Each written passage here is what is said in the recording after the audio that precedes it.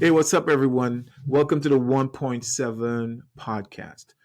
This episode is very dear to my heart, and by the title, How I Began to Understand the African American Experience, I think with it being African American History Month, um, is an important episode for me. I grew up in the Caribbean island of Trinidad and Tobago. I wasn't born in the USA, even though I am now an American citizen. So Trinidad and Tobago is a very diverse place with a very diverse history. Okay, so originally it was discovered by Christopher Columbus, Spanish, right? Somewhere down the line, we traded hands with the French and then was traded to the British. So it's a very diverse culture. After slavery, the new working populace were East Indians, and they were also Chinese, and they were also people from Portugal, right? Portuguese. So even in the culture, it's a very, very diverse culture. So my grandfather came from St. Vincent, and he is obviously of African descent, looks very much like me. My dad, on the other hand, if you look at him, he does have dark skin, but it's very obvious that he is very, very mixed. His entire family on that side is very mixed. It's very possible that he may have had lineage from the Arawaks and the Caribs, who were the original inhabitants of Trinidad and Tobago. So there's a lot of diversity in the island. So coming to the United States as a student, I had my own worldview. So one time when I was in college, we were just hanging out, and we were having lunch at what we would call the international students table. All right. And we're just kicking it, right? So we're kicking it with the Tanzanians and the Liberians and the Russians and the Ukrainians, of course, Trinidadians there, Nigerians are there, and we're having fun. All right. We're having fun. We're living a dream. We're in America getting an education, right? And of course, you had the broader population of students that were white students. They're just doing their thing, having lunch. And then I remember in the midst of all of this celebration at our table, there was a couple African American kids sitting over by themselves, and they somehow didn't seem as happy as we were. And something just registered in my mind. And I don't know where this came from, and I'm very embarrassed by it, but I think it's important to share. Right away in my mind, I cast a judgment and I said to myself, something is wrong with black people in America. Think about that for a minute. Somewhere between Trinidad and Tobago, that life experience, and being in college here, somewhere the programming had me thinking that something was wrong with African Americans. And I think a lot of people come to the country, right? And if you talk to African Americans, you would hear some of them say, well, yeah, some of people from Africa, the parents say to them, don't hang out with African Americans, right? You've heard that in from a lot of races, right? That would say, "Now we're not messing with African Americans." And this guy from Trinidad, who comes from a diverse place, supposedly understands diversity, had that kind of thinking.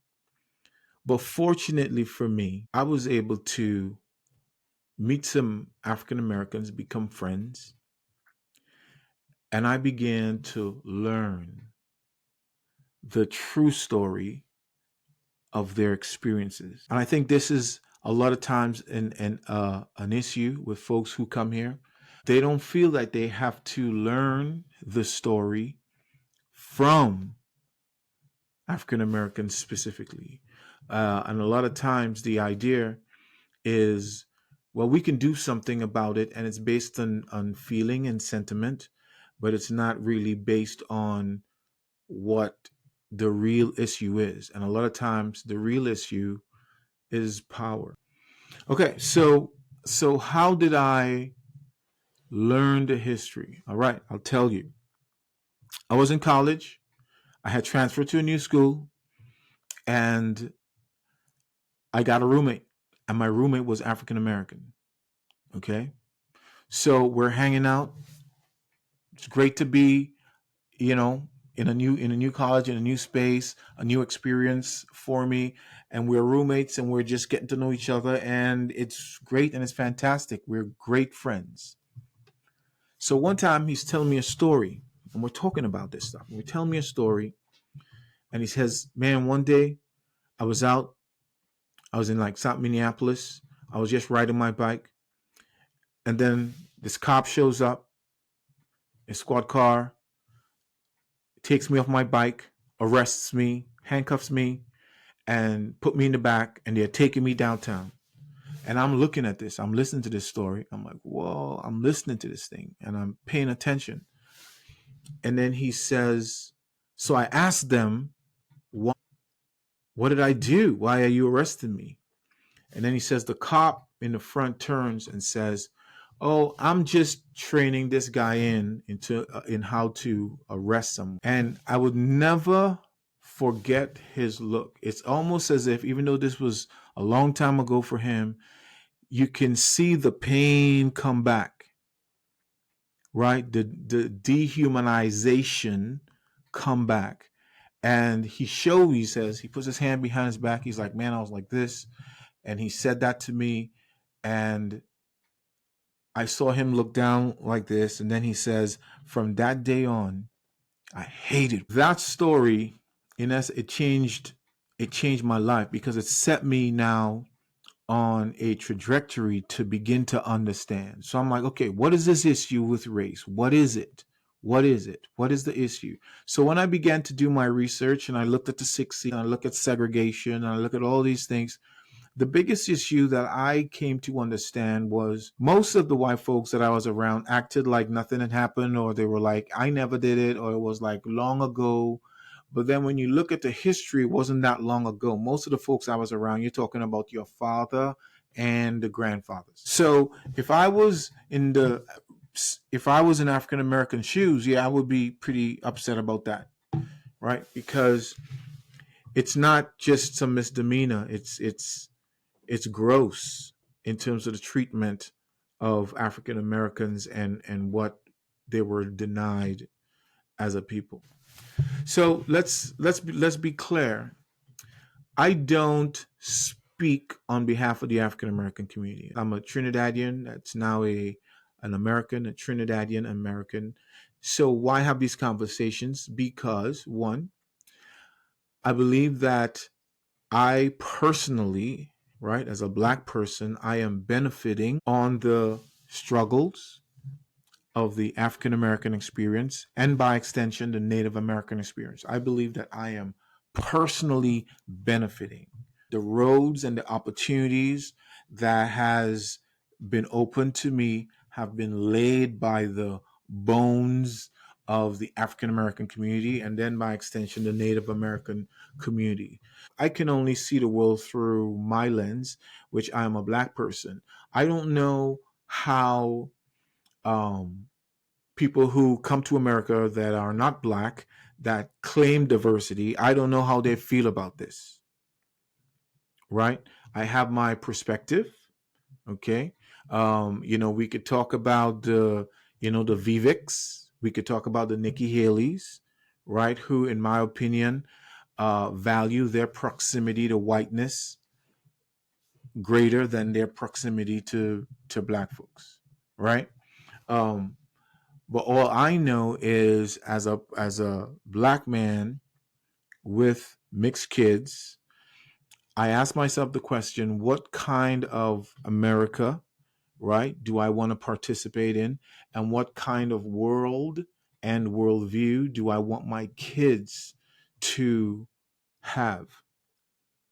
And for me personally, I have chosen to align with and be thankful for the work that the African American community has done in this country that allows immigrants like myself to come in and participate and have a path for a life and a hope. I would hope that all migrants um, would also see that and participate in that way and move through the space in that way.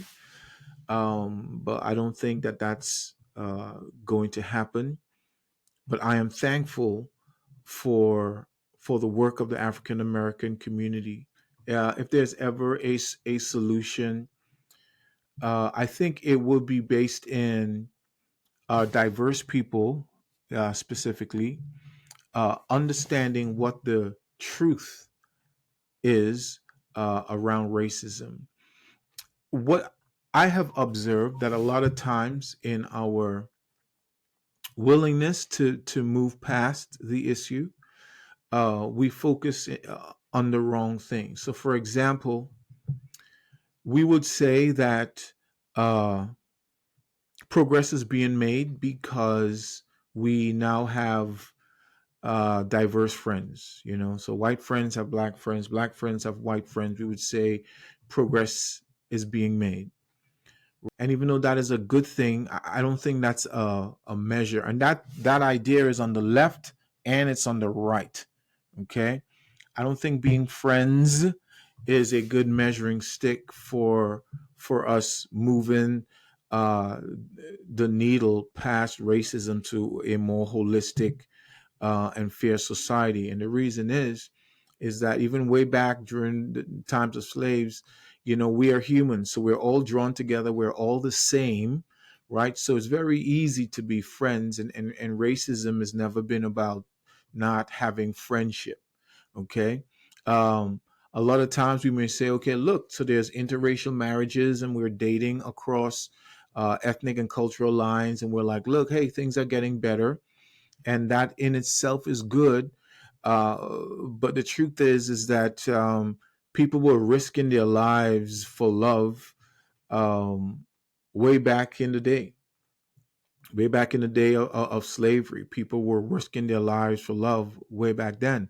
And even though that was happening, was that really moving the racism needle to more of a holistic society and community? And I would say the answer to that is no. But still, people today, we look at that and say, look, we're doing something good. So what will move the needle? Well, what is racism about? Is it about friendships? No.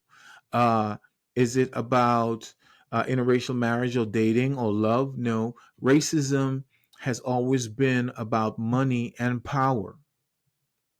That's what it's always been about. It's always about money and power. The slave trade was all about financial value, and those who benefited from it, they want to keep the power so they can continue to benefit from it. That is what racism is about. Everything that has happened in society, um, whether it's the fact that only 200 black GIs ever received money from the GI Bill, whether it was redlining, whether it's the fact that there's a large disparity in who gets paid and how much they get paid. All of those decisions comes from the desire of one group to keep power and to be in charge of the finances. That's what it is about.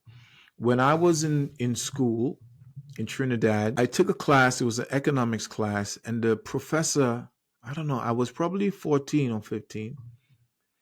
And the professor came in and he says, okay, we're going to talk about economics. And then he started to talk and he said, there's a economics is based on the fact that there's a scarcity of resources. He said economics is based on the fact that there's a scarcity of resources. So everyone couldn't get resources. So then you have to do X, Y, and Z because there's limited resources. And I don't know what happened that day, guys, but right away, a young 14-year-old understood. As soon as I believed that there was a scarcity in resources, the guy next to me became my competition. Think about that. As soon as I understood that there was a scarcity in resources, the guy next to me became my competition. And I think that's a big part of the lie. I don't believe, in essence, that there's a scarcity of resources in so much that we can't come together and be the same. I believe that idea of scarcity of resources is so that the resources is in the hands of a few, so many has to kind of scuffle and try to figure out, how we're going to survive by fighting against each other, right? And trying to, in essence, oppress each other and corner some part of the market by undermining some other race or ethnicity. We don't have to huddle and exclude other people on account of their race and their ethnicity. If we begin to believe that we can share. So if there's a guy from Minneapolis, a Latino guy from Minneapolis that has an idea and he's looking for a piece of the puzzle to help him fulfill that, wouldn't it be fantastic if he could find that piece of the puzzle in the Hmong community? Or if the Hmong guy or Hmong gal has an idea that they want to fulfill and they're looking at something, wouldn't it be fantastic that they could find what they're looking for in the Nigerian community? Right? Some people may say, that's like fairy tale living. But isn't that what we are claiming? If not, the kind of unity that we're claiming. So I think two things. We got to be truthful about what is racism. So when we're coming together and we're doing things, it's not just sentiment. How I measure if a space is healthy and it's actually doing something against racism, I look at the numbers. I ask myself, who is making the money? I ask myself, whose business is growing? And if it's not African Americans specifically that are there, to me, that space isn't doing what it's supposed to be doing.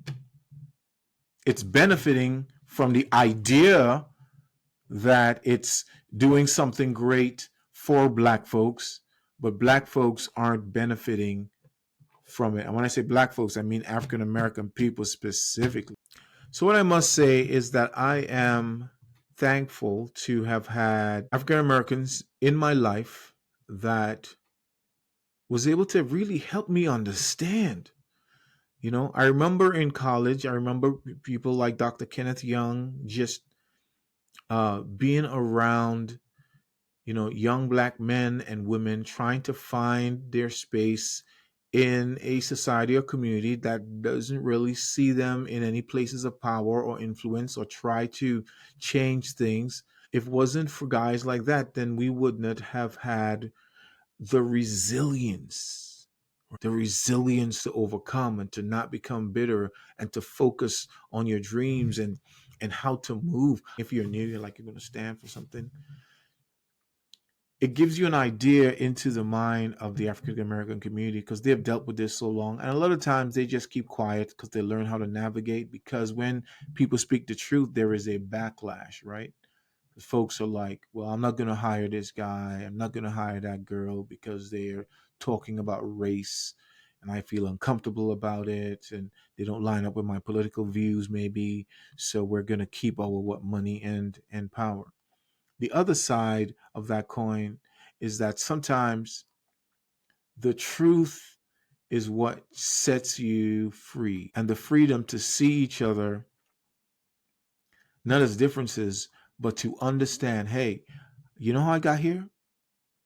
I had to take this way and took this long way, and I had to go across this street and I had to come up here. And maybe you got here a different way, right? But it's important for us to understand. And I would say this is my belief. You don't have to share it. This is my belief. I would say anyone who has come to the United States that's not, let me put it like this. When you signed your immigration papers, you didn't put Black on there. You were able to put something else. I would say it is in your benefit to find an African American intellectual and just spend time with them understanding the story, because that, I think, is the key. Don't assume that you've got it figured out and your virtue is enough. But for me personally, It helped shape my worldview because I was able to, in essence, sit under or sit with, African Americans intellectuals, so that I was able to understand this is why this is like this. This is why people feel like this. This is why this is like this. And it's made me healthy in a sense so that I can walk with anyone.